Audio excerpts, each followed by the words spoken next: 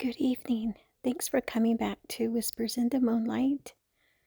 I would like to start reading something for Halloween. It is Frankenstein by Mary Shelley, published in 1818. And I'll go ahead and start reading this so we can try and finish the story by Halloween night, if not sooner. I hope you will enjoy this, and I'll just go in increments each day or every other day. Again, thanks for coming to my channel and joining me for the story of Frankenstein. I'll start with letter 1 to Mrs. Saville, England, St. Petersburg, December 11th, 1700s. You will rejoice to hear that no disaster has accompanied the commencement of an enterprise which you have regarded with such evil forebodings. I arrived here yesterday, and my first task is to assure my dear sister of my welfare and increasing confidence in the success of my undertaking. I am already far north of London, and as I walk in the streets of Petersburg, I feel a cold northern breeze play upon my cheeks, which braces my nerves and fills me with delight. Do you understand this feeling? This breeze, which has traveled from the regions towards which I am advancing, gives me a foretaste of those icy climes.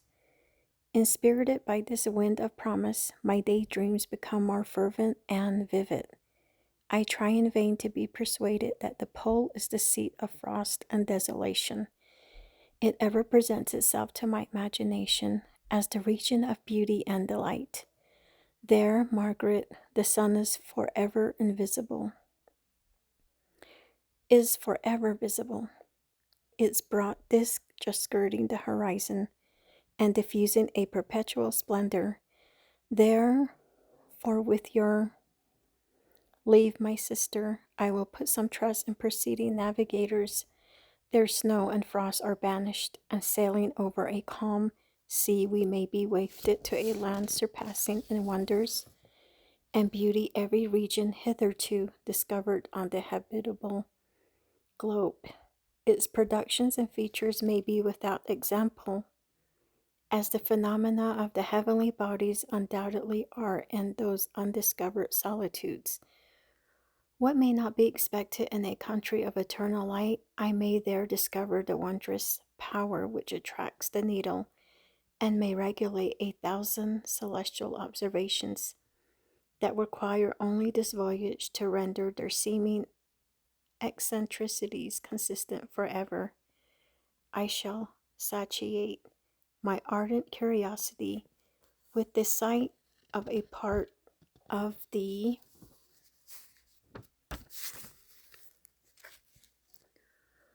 world never before visited, and may tread a land never before imprinted by the foot of man. These are my enticements, and they are sufficient to conquer all fear of danger or death, and to induce me to commence this laborious voyage with the joy a child feels when he embarks in a little boat with his holiday mates on an expedition of discovery up his native river. But supposing all these conjectures to be false, you cannot contest the inestimable benefit which I shall confer on all mankind to the last generation, by discovering a passage near the pole to those countries, to reach which at present so many months are requisite, or by ascertaining the secret of the magnet, which, if at all possible, can only be effected by an undertaking such as mine. These reflections have dispelled the agitation with which I began my letter, and I feel my heart glow with an enthusiasm which elevates me to heaven, for nothing contributes so much to tranquilize the mind as a steady purpose, a point on which the soul may fix its intellectual eye. This expedition has been the favorite dream of my early years. I have read with ardor the accounts of the various voyages which have been made in the prospect of arriving at the North Pacific Ocean through the seas which surround the pole. You may remember that a history of all the voyages made for purposes of discovery composed the whole of our good uncle Thomas' library. My education was neglected, yet I was passionately fond of reading. These volumes were my study day and night, and my familiarity with them increased. That regret which I had felt as a child on learning that my father's dying injunction had forbidden my uncle to allow me to embark in a seafaring life. These visions faded when I perused for the first time those poets whose effusions entranced my soul and lifted it to heaven. I also became a poet and for 1 year lived in a paradise of my own creation. I imagined that I also might obtain a niche in the temple where the names of Homer and Shakespeare are consecrated. You are all well acquainted with my failure and how heavily I bore the disappointment. But just at that time, I inherited the fortune of my cousin, and my thoughts were turned into the channel of their earlier bent. 6 years have passed since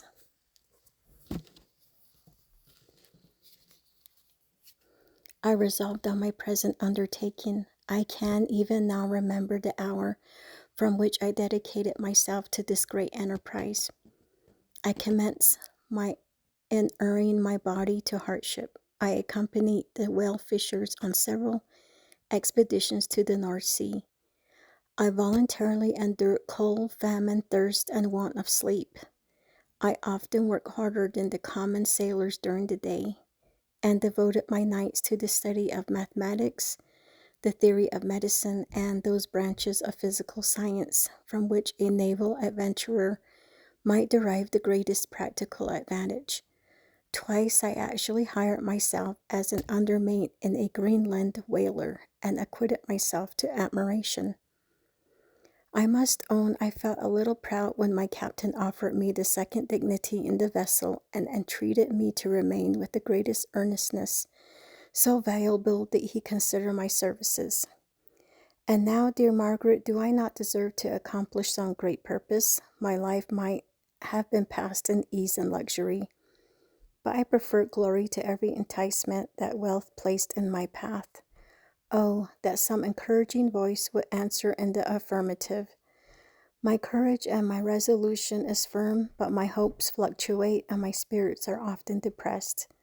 I am about to proceed on a long and difficult voyage, the emergencies of which will demand all my fortitude.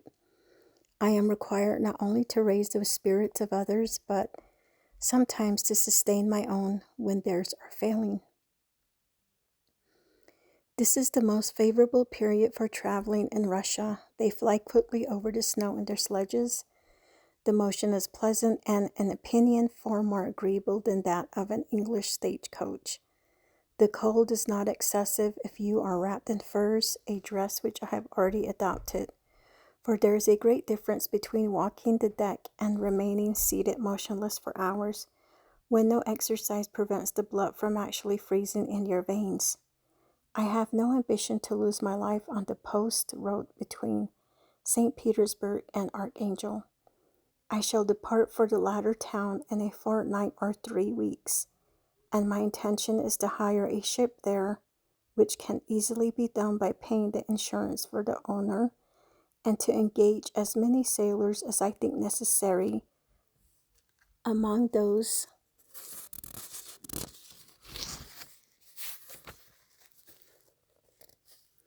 who are accustomed to the whale fishing. I do not intend to sail until the month of June, and when shall I return? Ah, dear sister, how can I answer this question? If I succeed, many, many months, perhaps years will pass before you and I may meet. If I fail, you will see me again soon or never. Farewell, my dear excellent Margaret. Heaven shower down blessings on you and save me, that I may again and again testify my gratitude for all your love and kindness. Your affectionate brother, R. Walton. Letter 2 to Mrs. Saville, England. Archangel, March 28, 1700s.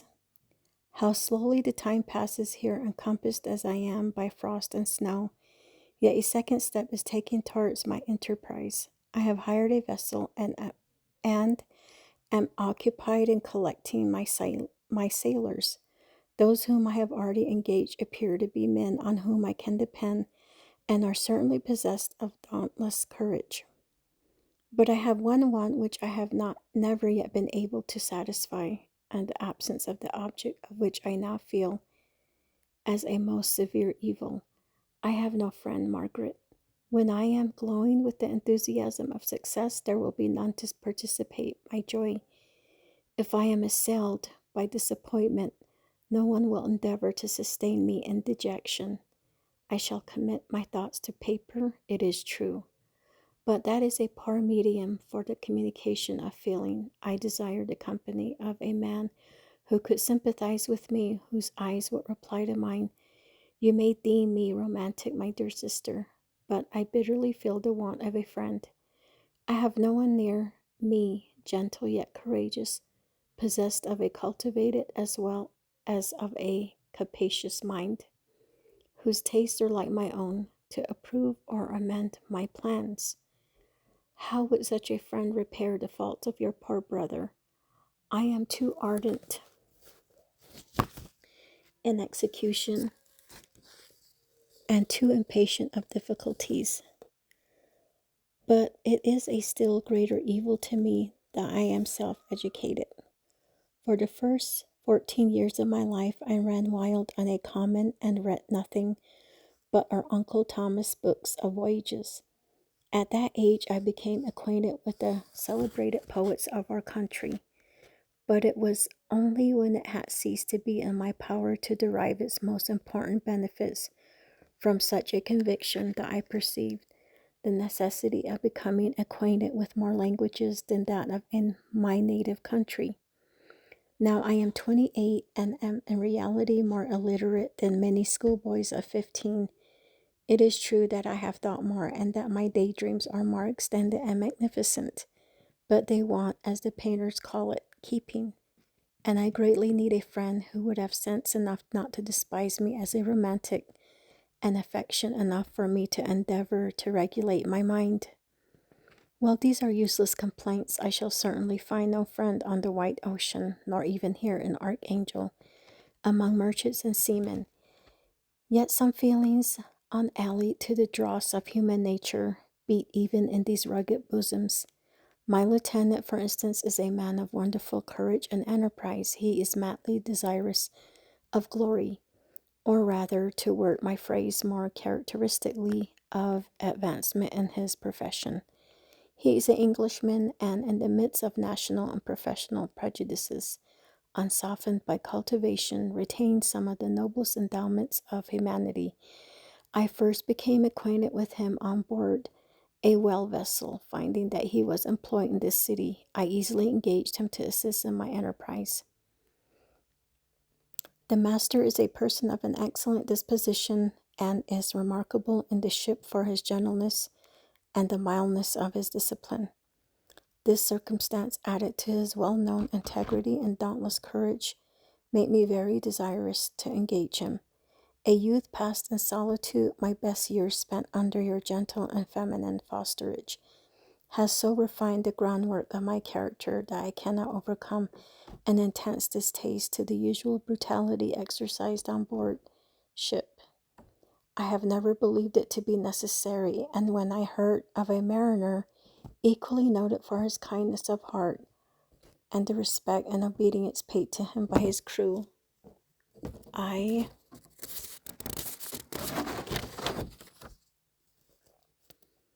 felt myself peculiarly peculiarly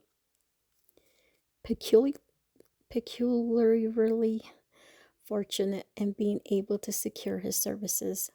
I heard of him first in rather a romantic manner from a lady who owes to him the happiness of her life. This briefly is his story. Some years ago, he loved a young Russian lady of moderate fortune, and having amassed a considerable sum in prize money, the father of the girl consented to the match. He saw his mistress once before the destined ceremony, but she was bathed in tears and throwing herself at his feet, entreated him to spare her, confessing at the same time that she loved another, but that he was poor and that her father would never consent to the union. My generous friend reassured, suppliant, and on being informed of the name of her lover, instantly abandoned his pursuit. He had already bought a farm with his money on which he had designed to pass the remainder of his life, but he bestowed the whole on his rival, together with the remains of his prize money to purchase stock, and then himself solicited the young woman's father to consent to her marriage with her lover. But the old man decidedly refused, thinking himself bound in honor to my friend, who, when he found the father inexorable, quitted his country, nor returned until he heard that his former mistress was married according to her inclinations. What a noble fellow, you will exclaim. He is so, but then he is wholly uneducated. He is as silent as a Turk, and a kind of ignorance and carelessness attends him, which, while it renders his conduct the more astonishing, detracts from the interest and sympathy which otherwise he would command. Yet do not suppose, because I complain a little, or because I can conceive a consolation for my toils, which I may never know, that I am wavering in my resolutions. Those are as fixed as fate, and my voyage is only delayed until the weather shall permit my embarkation. The winter has been dreadfully severe, but the spring promises well, and it is considered as a remarkably early season, so that perhaps I may sail sooner than I expected. I shall do nothing rashly. You know me sufficiently to confide in my prudence and considerateness whenever the safety of others is committed to my care. I cannot describe to you my sensations on the near prospect of my undertaking. It is impossible to communicate to you a conception of the trembling sensation, half pleasurable and half fearful, with which I am preparing to depart. I am going to unexplored regions, to the land of mist and snow, but I shall kill no albatross. Therefore do not be alarmed for my safety, or if I should come back to you as worn and woeful as the ancient mariner. You will smile at my allusion, but I will disclose a secret. I have often attributed my attachment to my passionate enthusiasm for the dangerous mysteries of ocean to that production of the most imaginative of modern poets. There is something at work in my soul which I do not understand. I am practically industrious, painstaking, a workman to execute with perseverance and labor. But besides this, there is a love for the marvelous, a belief in the marvelous intertwined in all my projects, which hurries me out of the common pathways of men, even to the wild sea and unvisited regions I am about to explore. But to return to dearer considerations, shall I meet you again after having traversed immense seas, and returned by the most southern cape of Africa or America? I dare not expect such success, yet I cannot bear to look on the reverse of the picture. Continue for the present to write to me by every opportunity. I may receive your letters on some occasions when I need them most to support my spirits. I love you very tenderly. Remember me with affection. Should you never hear from me again, your affectionate brother, Robert Walton. Letter 3. To Mrs. Saville, England, July 7th, 1700. My dear sister, I write a few lines in haste to say that I am safe and well advanced on my voyage. This letter will reach England by a merchantman now on its homeward.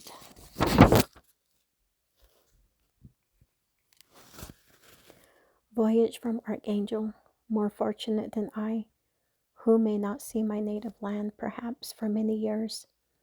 I am, however, in good spirits. My men are bold and apparently firm of purpose, nor do the floating sheets of ice that continually pass us, indicating the dangers of the region towards which we are advancing, appear to dismay them.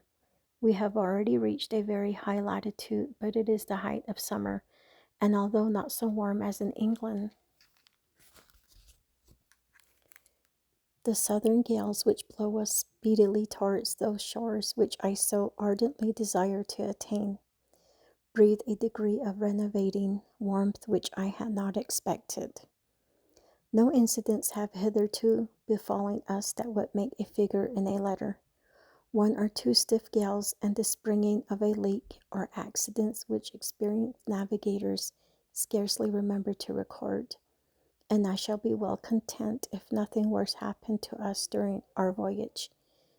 Adieu, my dear Margaret. Be assured that for my own sake as well as yours, I will not rashly encounter danger. I will be cool, persevering, and prudent, but success shall crown my endeavors. Wherefore not?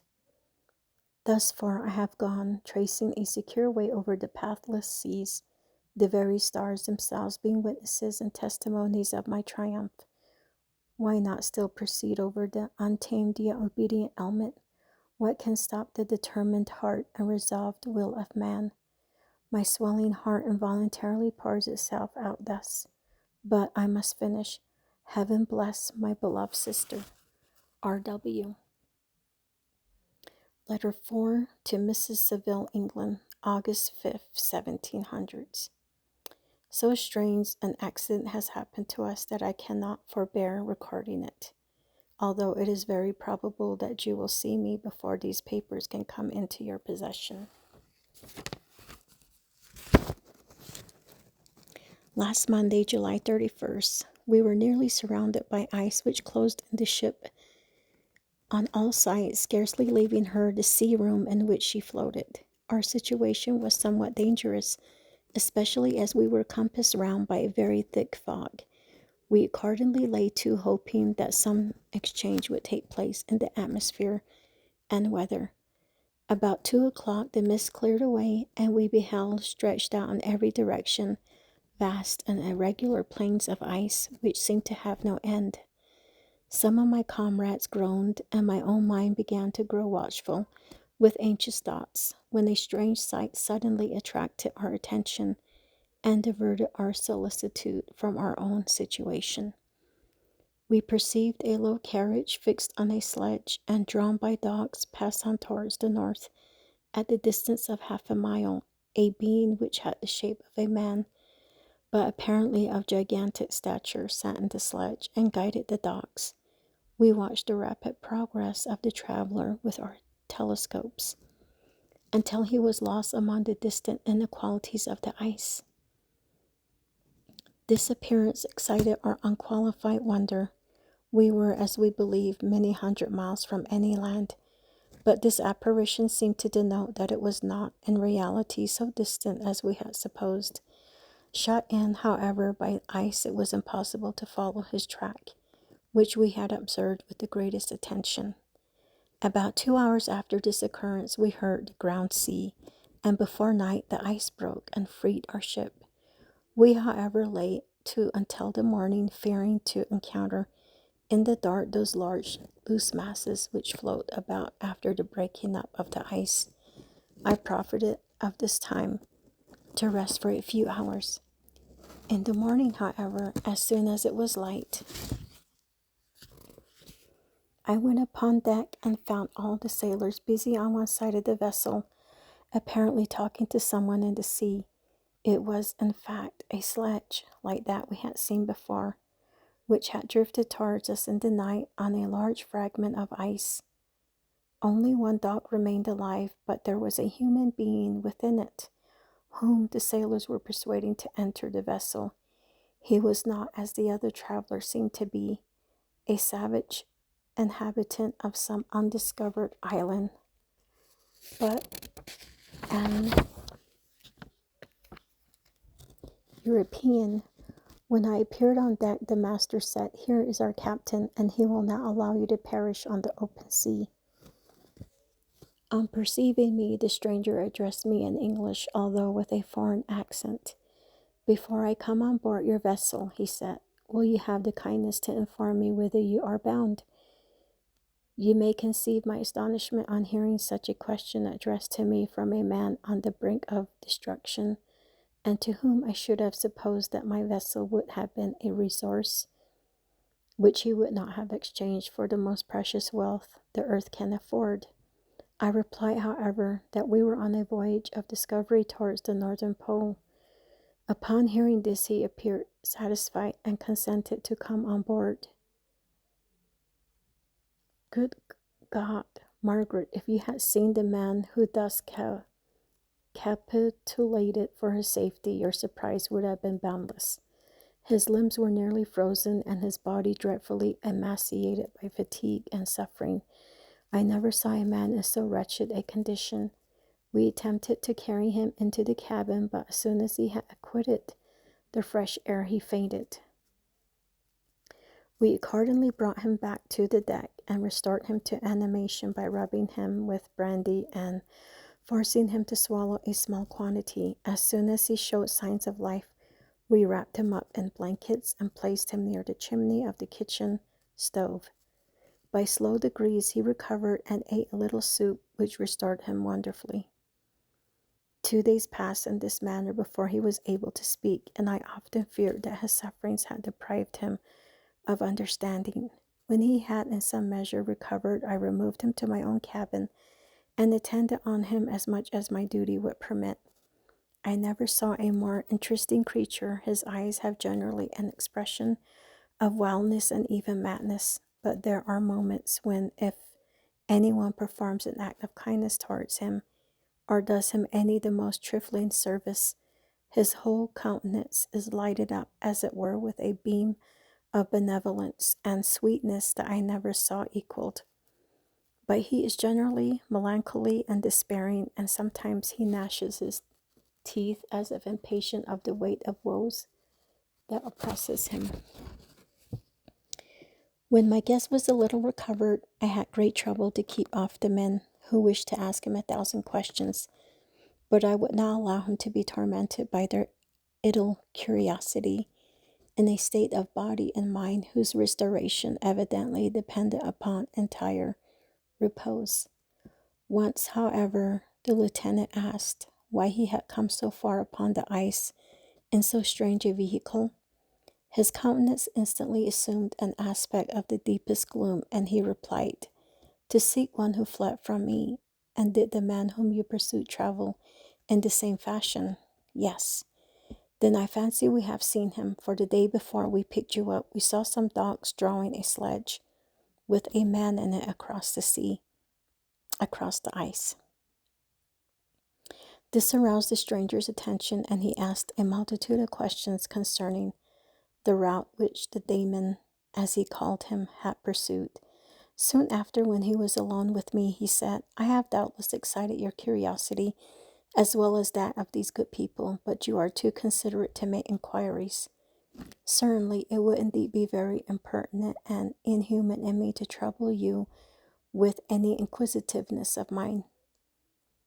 And yet you rescued me from a strange and perilous situation. You have benevolently restored me to life." Soon after this, he inquired if I thought that the breaking up of the ice had destroyed the other sledge. I replied that I could not answer with any degree of certainty, for the ice had not broken until near midnight, and the traveler might have arrived at a place of safety before that time, but of this I could not judge.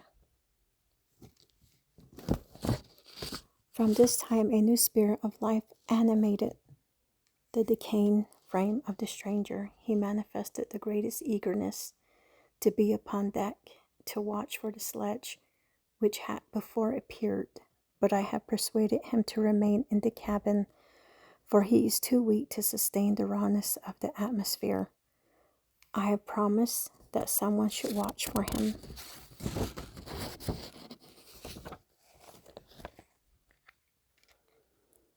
And give him instant notice if any object should appear in sight. Such is my journal of what relates to this strange occurrence up to the present day. The stranger has gradually improved in health, but is very silent and appears uneasy when anyone except myself enters his cabin. Yet his manners are so conciliating and gentle that the sailors are all interested in him, although they have had very little communication with him. For my own part, I begin to love him as a brother, and his constant and deep grief fills me with sympathy and compassion. He must have been a noble creature in his better days, being even now in wreck so attractive and amiable. I said in one of my letters, my dear Margaret, that I should find no friend on the wide ocean. Yet I have found a man who, before his spirit has been broken by misery, I should have been happy to have possessed as the brother of my heart. I shall continue my journal concerning the stranger at intervals, should I have any fresh incidents to record. August 13, 1700s. My affection for my guest increases every day. He excites at once my admiration and my pity to an astonishing degree. How can I see so noble a creature destroyed by misery without feeling the most poignant grief? He is so gentle, yet so wise, his mind is so cultivated, and when he speaks, although his words are culled with the choicest art, yet they flow with rapidity and unparalleled eloquence. He is now much recovered from his illness and is continually on the deck, apparently watching for the sledge that preceded his own. Yet, although unhappy, he is not so utterly occupied by his own misery, but that he interests himself deeply in the projects of others. He has frequently conversed with me on mine, which I have communicated to him without disguise. He entered attentively into all my arguments in favor of my eventual success, and into every minute detail of the measures I had taken to secure it. I was easily led by the sympathy which he evinced to use the language of my heart, to give utterance to the burning ardor of my soul, and to say with all the fervor that warned me how gladly I would sacrifice my fortune, my existence, my every hope, to the furtherance of my enterprise. One man's life or death were but a small price to pay for the acquirement of the knowledge which I sought, for the dominion I should acquire and transmit over the elemental foes of our race. As I spoke, a dark gloom spread over my listener's countenance. At first I perceived that he tried to suppress his emotion. He placed his hands before his eyes, and my voice quivered and failed me as I beheld tears trickle fast from between his fingers. A groan burst from his heaving breast. I paused. At length he spoke in broken accents. Unhappy man, do you share my madness? Have you drank also of the intoxicating draught? Hear me, let me reveal my tale, and you will dash the cup from your lips. Such words, you may imagine, strongly excited my curiosity, but the paroxysm of grief that had seized the stranger overcame his weakened powers, and many hours of repose and tranquil conversation were necessary to restore his composure. Having conquered the violence of his feelings, he appeared to despise himself for being the slave of passion, and quelling the dark tyranny of despair, he led me again to converse concerning myself personally. He asked me the history of my earlier years. The tale was quickly told, but it awakened various trains of reflection. I spoke of my desire of finding a friend, of my thirst for the more intimate sympathy with a fellow mind than had ever fallen to my lot, and expressed my conviction that a man could boast of little happiness who did not enjoy this blessing. I agree with you, replied the stranger. We are unfashioned creatures, but half made up. If one wiser, better, dearer than ourselves, such a friend ought to be.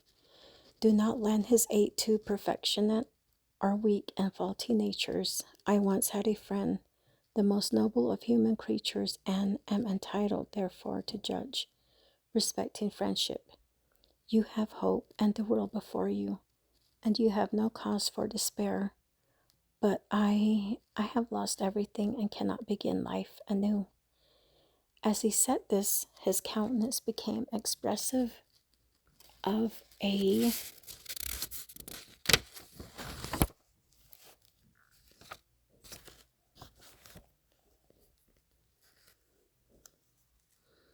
calm, settled grief that touched me to the heart, but he was silent and presently retired to his cabin. Even broken in spirit as he is, no one can feel more deeply than he does the beauties of nature. The starry sky, the sea, and every sight afforded by these wonderful regions seems still to have the power of elevating his soul from earth. Such a man has a double existence. He may suffer misery and be overwhelmed by disappointments, yet when he has retired into himself, he will be like a celestial spirit that has a halo around him, within whose circle no grief or folly ventures. Will you smile at the enthusiasm I express concerning this divine wanderer? You would not if you saw him. You have been tutored and refined by books and retirement from the world, and you are, therefore, somewhat fastidious, but this only renders you the more fit to appreciate the extraordinary merits of this wonderful man. Sometimes I have endeavored to discover what quality it is which he possesses that elevates him so immeasurably above any other person I ever knew. I believe it to be an intuitive discernment, a quick but never failing power of judgment, a penetration into the causes of things unequaled for clearness and precision. Add to this a facility of expression, and a voice whose very intonations are soul-subduing music.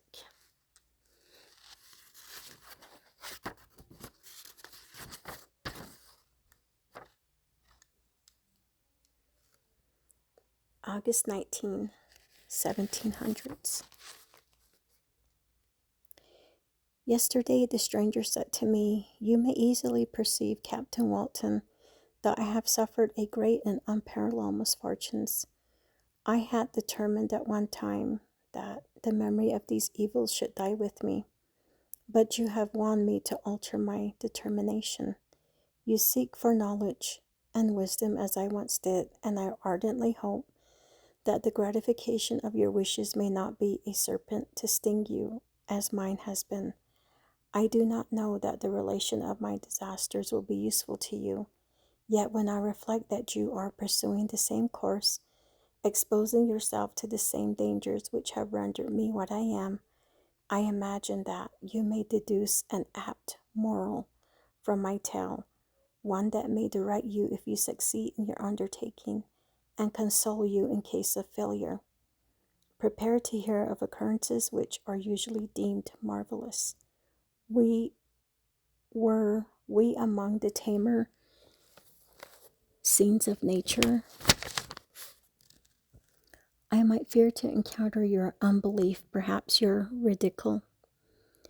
But many things will appear possible in these wild and mysterious regions which would provoke the laughter of those unacquainted with the ever-varied powers of nature, nor can I doubt but that my tale conveys in its series internal evidence of the truth of the events of which it is composed. You may easily imagine that I was much gratified by the offered communication, yet I could not endure that he should renew his grief by a recital of his misfortunes. I felt the greatest eagerness to hear the promised narrative, partly from curiosity and partly from a strong desire to ameliorate his fate. If it were in my power, I expressed these feelings in my answer. I thank you, he replied, for your sympathy, but it is useless. My fate is nearly fulfilled. I wait but for one event, and then I shall repose in peace. I understand your feeling, continued he, perceiving that I wished to interrupt him. But you are mistaken, my friend. If thus you will allow me to name you, nothing can alter my destiny. Listen to my history, and you will perceive how irrevocably it is determined. He then told me that he would commence his narrative the next day, when I should be at leisure. This promise drew from me the warmest thanks. I have resolved every night when I am not imperatively occupied by my duties to record as nearly as possible in his own words what he has related during the day. If I should be engaged, I will at least make notes. This manuscript will doubtless afford you the greatest pleasure, but to me, who know him and who hear it from his own lips, with what interest and sympathy shall I read it in some future day? Even now, as I commence my task, his full-toned voice swells in my ears. His lustrous eyes dwell on me with all their melancholy sweetness. I see his thin hand raised in animation, while the lineaments of his face are irradiated by the soul within. Strange and harrowing must be his story, frightful the storm which embraced the gallant vessel on its course and wrecked it thus.